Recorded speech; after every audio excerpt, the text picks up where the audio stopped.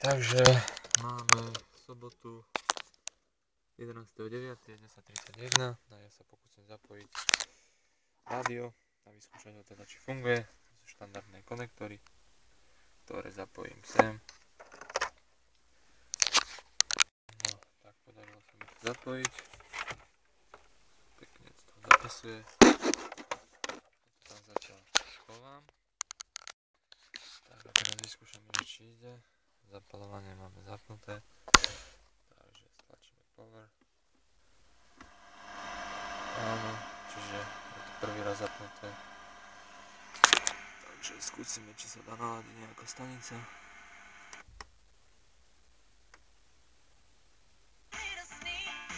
Niečo naladilo.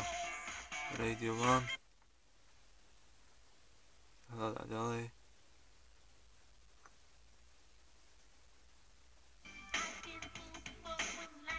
Nejakú divu. Dobre, takže tu vidíme ešte, že sa dá meniť basy, pridávať výšky.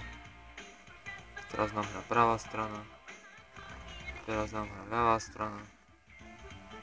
Takže myslím, že štandardné funkcie. Teraz nám hrá predok, teraz zadok. Tu máme.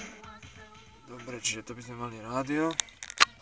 Ja tam skúsim pichnúť USB kľúč do tohto vstupu. Vstup na USB.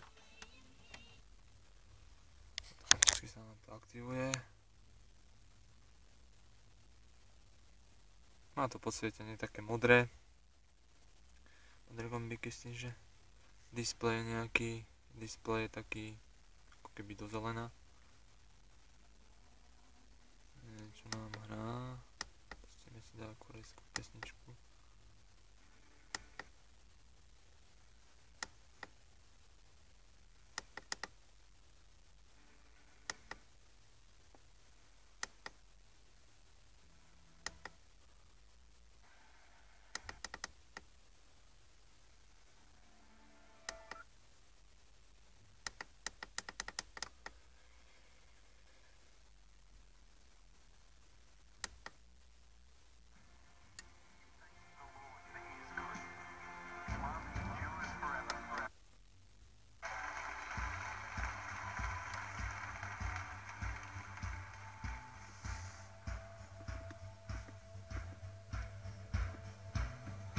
Čiže tu nám aj ukazuje, že ako sa volá pieseň.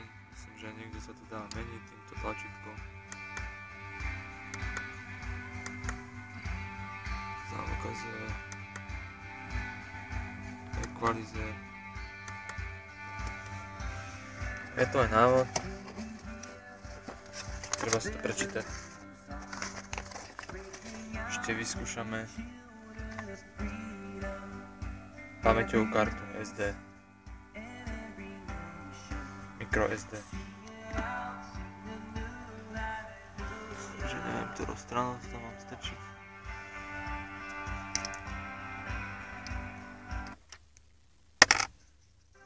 Vyskúšam to takto.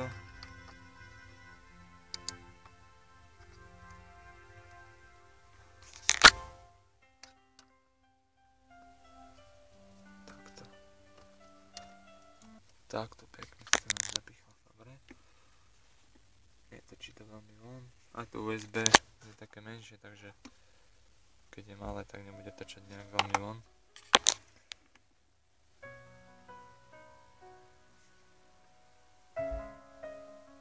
Takže hrá to, funguje to.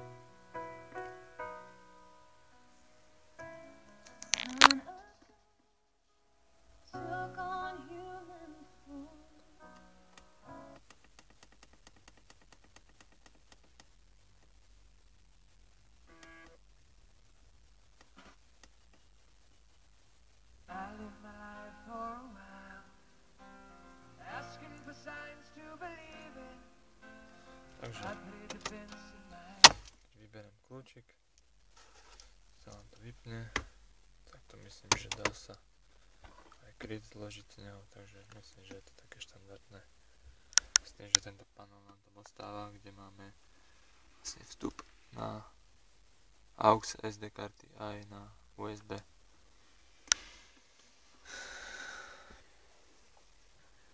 Takže to je asi všetko.